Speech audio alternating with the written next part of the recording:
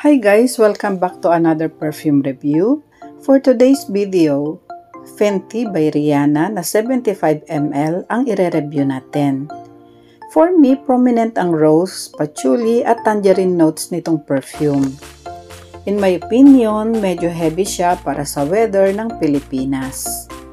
Meron itong tangerine and blueberry notes kaya may citrus and fruity quality itong perfume kaya nakakat down naman yung heaviness ng rose and patchouli. Gagamitin ko siguro ito sa mga evening events na air-conditioned setting.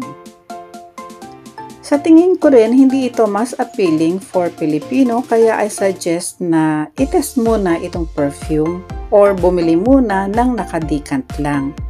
Especially pricey ito at 10,500 pesos ang price nito for the 75 ml bottle.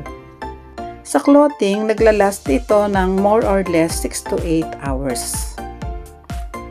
Thank you guys for watching and see you again soon. Bye!